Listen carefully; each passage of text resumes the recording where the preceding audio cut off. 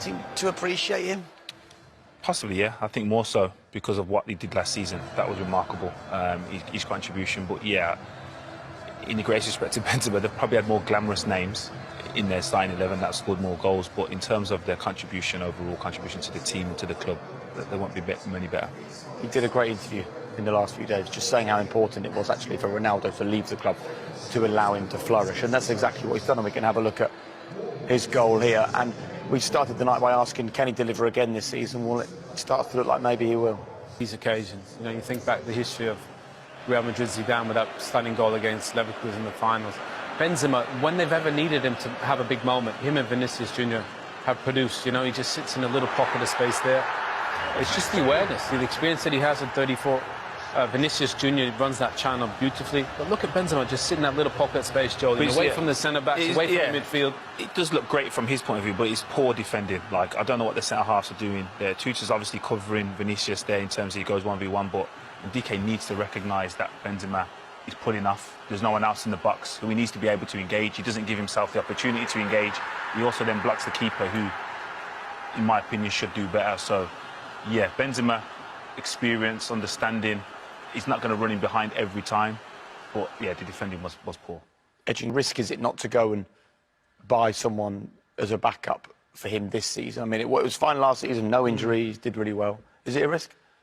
It's a slight risk. He hasn't had much of many injuries in his career, Benzema. You know, he's been fit. He's played hundreds and hundreds of games, over 600 games for Real Madrid. You know, there's only 8 players in history that have done that. I think in that what suits his game so well is he plays that false 9. He's often so difficult to pick up. When you're a clever player and you do that, how many of his goals, if we look back over the last season, were cutbacks in that position?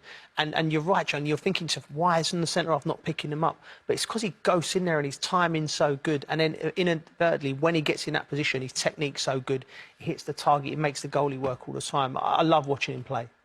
Him and Vinicius as well, it just works, doesn't it?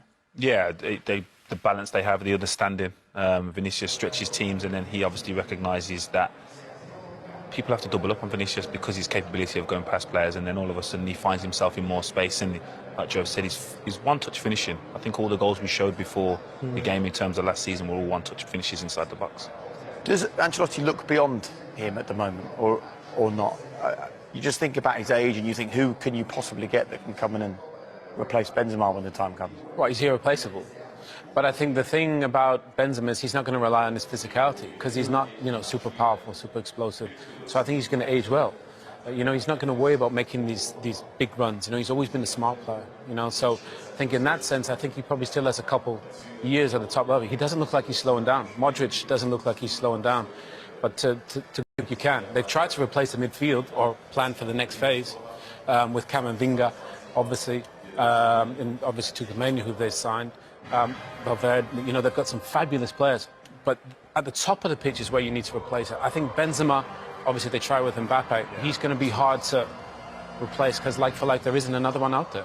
And the thing is, you know, all these veteran goal scorers, Benzema, Lewandowski, Ronaldo, Zlatan, you know, they're all in their mid to late 30s, like, and then you've got Mbappe and Haaland. There's not much in between, apart from Harry Kane that jumps off the page, who's coming into his prime.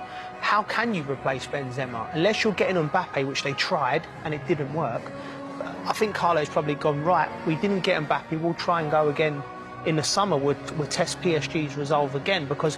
If you're going to get someone to play that role of second fiddle to Benzema, it has to be a very specific player, a young player who's happy to play second fiddle, but can also play to the left of him and the right of him, so he's going to get the games. So it's a hard bit of recruitment they've got to do there. OK, well, let's have a look at the opening goal as well. We're going to go back, by the way, for the trophy presentation before too long, as soon as they start to do that. But this is the opening goal, and it's just the perfect start to the season for a Real Madrid team. Another result that just breeds that feeling of we're a team that wins. Yeah, look, and, you know, set pieces often decide these big games. Casemiro just, you know, wins that header there. Obviously, Alaba's in a little pocket space. Frankfurt don't sort the marker now, as Joe highlighted.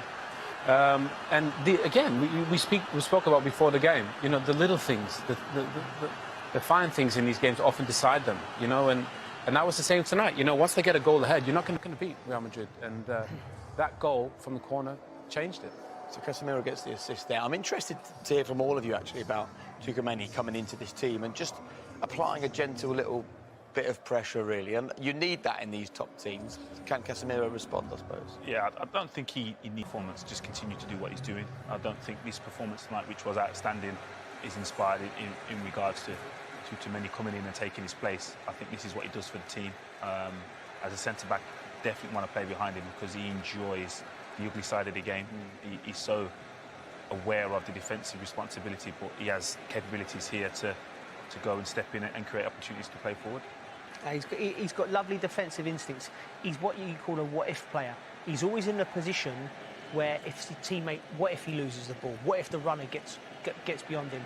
You know, but he has got capabilities. You know, he's a typical Brazilian when he has the ball at his feet, but when he hasn't got the ball at his feet, he's as good as a holding midfielder as we've seen in many, many years. I mean, he was outstanding tonight, and we often, the eyes are drawn to Kroos or Modric in that position because of their technical ability and their flair.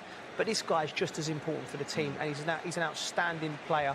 And I think bringing in Tchouaméni and Camavinga, I think what we talked about, who's going to replace Benzema, and they have to have a long-term plan. They've got a club in them two players, and they've got the luxury of being able to just bed them in slowly over the years while Kroos and Modric get old and Casemiro slows down. And just learn from him. Just understand it. Obviously, yeah, they're there to push him, but they're also there to learn from him and see what it takes to play for Real Madrid for so long. I don't think you can win the Champions League without a player like that. I think you need that guy. I think everybody tries to make football like fantasy football and get all these number 10s out there and make it perfect. Football's not perfect. You know, Casemiro's the one who sets that first goal up with a little flick. He's just good awareness. I think in crucial moments, he's there. He's protecting the back four. You know, you look at Liverpool. You know, Fabinho went in there and made a huge difference, helped them to go and win the Champions League. You look at, you know, the role that Kante's played on some of the decisive teams for France and for Leicester and for Chelsea. That guy glues it all together. You need them, and also to protect the team and then get it to the flair guys. So I think a guy like Casemiro, as good as Tchouaméni is going to be, and he's 19 and what do you cost, 80 million? Yeah. You know, he's going to play eventually. But Casemiro still, you know, he showed tonight he was best player on the pitch. He's got a lot of football left in him. We can see behind you, look, the disappointed Frankfurt players. For them, this is all about progression, right? You know, the fact they're up against Real Madrid, not being embarrassed this evening. They're in the Champions League, first time taking part in the group stages. It's just about forward momentum at this football club and the great job that their manager has done, actually. I mean, Oliver Glasner's done an amazing job. You know, winning the Europa League, I thought they played tremendous in European competition. I thought they did well tonight. They had moments in the game. They had enough of the ball, 40% possession against Real's a lot. So I think they can be super proud. Came up against a better team and lost. You get moments, you got to take them. They didn't do that, but Frankfurt have built something incredibly special. You know, the last 10 years ago, you know, I think they were in the second division. You know, so to be in the game against Real Madrid on this occasion, credit to the club, the recruitment, the coach and all the players and the fans, as Joe mentioned before the game. And you saw the trophy out there. That will be just the 24th trophy that Carlo Ancelotti's managed to pick up. It's crazy. You're talking about trophies and performances, and you've all played in finals and stuff. You never remember the performance when you win. You try to dwell on it when you lose and analyse it, but yeah, you just get to finals and you have a habit of winning. It's a unique trait. And as much as having that habit of winning is good for the team, it's horrendous for the opposition when you see who you're up against, isn't it? It must, like I said, we talked before the game and we said, right, we know what Real Madrid are going to do. They're going to hit you on the break. It's going to be Vinicius down the left. You've got to deal with that. And Benzema, you've got to pick him up in the box. You know, we're not football specialists. Everybody who knows football can watch Real Madrid and see that. But every team that plays against them gets caught with the same trick. It's impossible to stop. Vinicius' movement's so good. Benzema's so clinical. You know, from Frankfurt's perspective, they've known what Real Madrid did what they do and they got the job done. Well done to those men representing England out there in the final this evening, Michael Oliver and his assistants. And in a moment we're going to have the runners-up medals presented to Frankfurt before Real Madrid come and collect their winners' medals. No revenge then, 62 years on from that amazing game in Glasgow. There was no revenge for them. But for Real Madrid, delight that they start the season with another trophy. So let me hand you back to your commentary duo this evening, Steve McManaman and Darren Fletcher.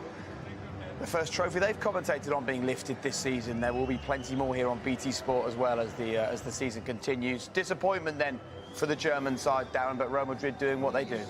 Absolutely, Jake, and you wonder how many trophies people will commentate on Real Madrid lifting this season. They've got a very, very talented group of players, but of course first and foremost it's the runners-up medals that will be handed out. They'll be given to the Europa League champions from last season, Eintracht Frankfurt, who are being led up in between the Real Madrid Guard of Honour by their captain and goalkeeper Kevin Trapp. And they've got a very exciting season ahead, Steve, because they're going to be in the draw in a couple of weeks' time for the Champions League group stage, and then on the night of September the 6th it might be the big kick-off for them in a competition they've never been in before, and it's real reward for everything they did in European competition last season. Yes, very much so. Great season last year and winning the Europa League. Yes, they finished down the Bundesliga, but still it's a good precursor to what they're going to achieve and what levels they're going to have to qualify and get through to the next round of the Champions League. So it'll be interesting to see what they do, and if they go back into the transfer market to try and bring in a couple of more players just to give them a little bit more depth. They looked a little tiny bit lightweight tonight, but